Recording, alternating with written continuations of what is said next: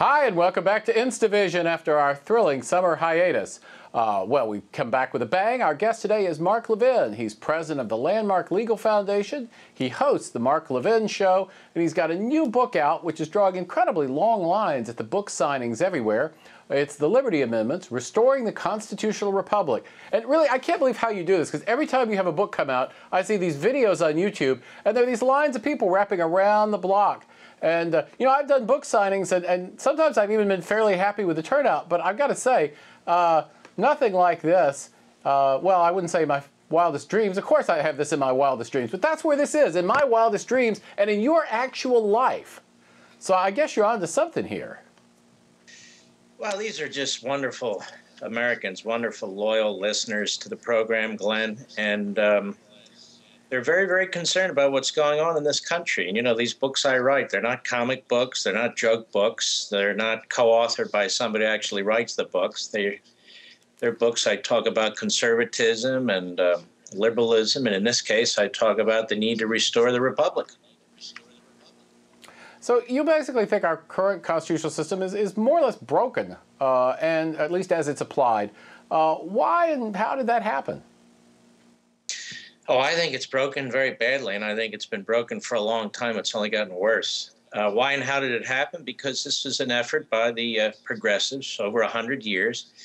You know, they don't make a secret of it. When you read Woodrow Wilson, before he became president, when he was talking about this, his complaint was that the Constitution obstructed his idea of utopia, that you needed a all-powerful judiciary, a very muscular presidency, and a very activist Congress, that this whole notion of federalism was obstructing the ability to redesign society from the top down.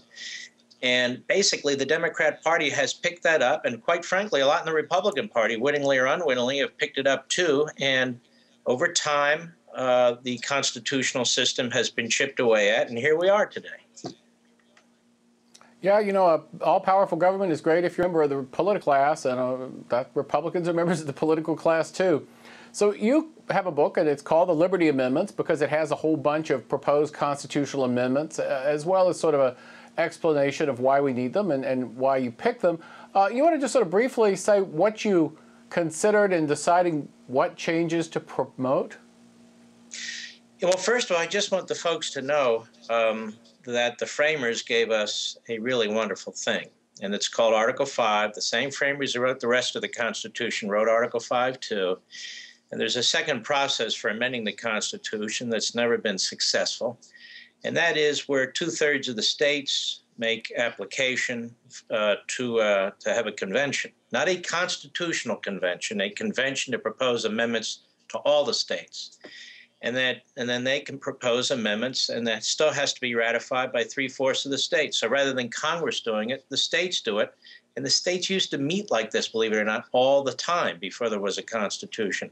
So I don't think there's anything to fear about a runaway convention and so forth, because there's a 3/4 ratification requirement to deal with what is now a runaway federal government, in my view. Look, I just decided that I would make some reform suggestions that would be not novel, not abstractions, but consistent with what I think the framers were attempting to do. In each chapter where I propose an amendment, I try to defend it and justify it based on what the framers said and wrote at the time.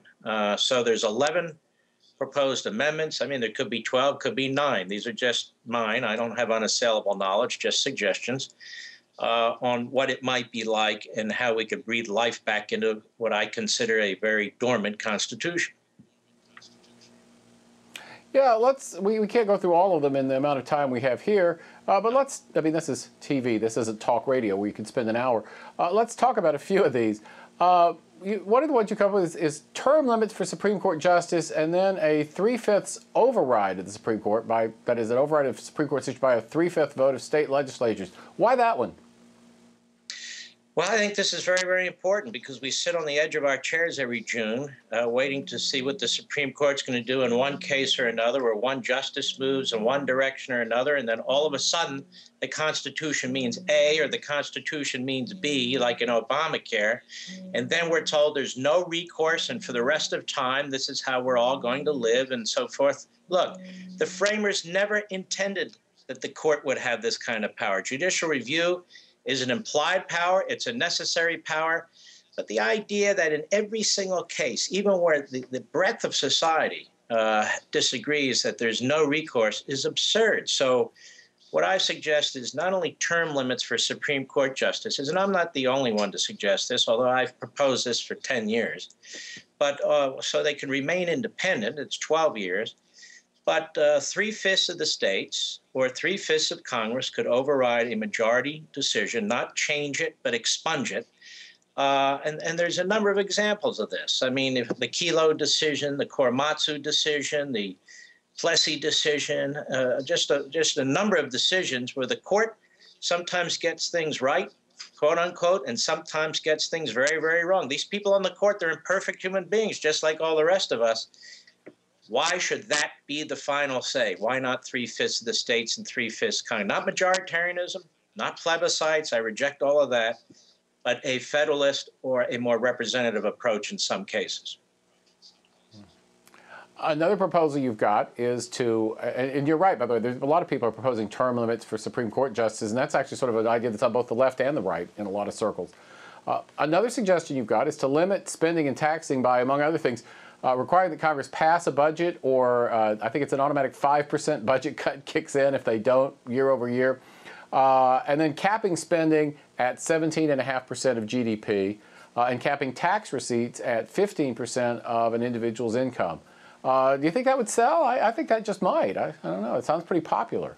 Well, first of all, the percentage of the GDP limitation, Milton Friedman wrote about that many decades ago, and he felt that was the most effective way to limit the size and the breadth and spending of the federal government, and I agree. It's basically there's a top, what I'm saying, there should be a top limit, a flat tax of 15% top. Congress wants to do something below that for other categories, that's perfectly fine by me. I don't have a problem with a fair tax, but I think that'd even be a harder sell, but I'm not opposed to it. I mean, again, these are just my suggestions. And in addition, I also move tax day to the day before Election Day, because I think it's nice for people to get a taste of reality rather than these broad promises of paradise and so forth when they're voting for somebody. And if you look at how far apart tax day is, April 15th from Election Day, you go, what is this? Well, why is that? It's totally unnecessary. So little things, bigger things. But I think this is key, because I do not think this nation can survive half a century or less even with the way that we are spending and borrowing and printing. There's just no way. I think you're right. It does sort of seem like they picked April 15th to pick the date that was farthest from Election Day in either direction. Right. It almost makes you suspicious. Another proposal you've got is paring back Congress's commerce power. Congress has the power under the Constitution to regulate commerce with foreign nations among the several states, and with the Indian tribes. That part of it didn't matter much till we got casinos. But it's expanded into an awfully far-reaching source of congressional power, and you propose paring it back. Well, as you know, the purpose of the Commerce Clause was to support commerce among and between the states and trade, and there's been an awful lot of scholarship done on this. The purpose of the Commerce Clause was not to invite the federal government to intervene in every aspect of commercial activity and then to invent commercial activity like Obamacare and compel individuals to participate in that. So I know this in particular will upset the progressive left, because they really enjoy imposing these 3,000 regulations a year on the American people. But my attitude is this.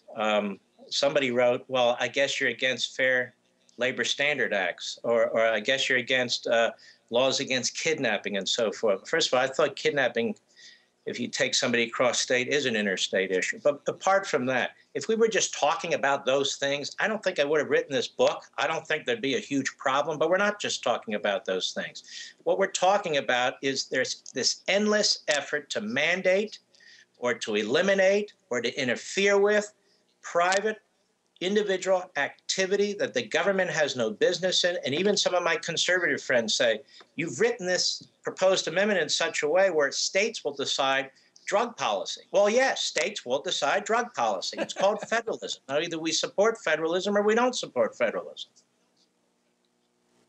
You know, that's true, and I think, unfortunately, there's a lot of fair weather federalists out there. It is also funny, too, where when people want to defend big government today, they tend to refer to things that were questions 50, 60, 70 years ago. It's sort of like they say, well, if you're a libertarian, you must not want any government. You don't even want the government building roads. And I'm sort of like, well, if we're going to argue about whether the government should build roads, I'm happy to have that argument. But that's not the argument we're having today.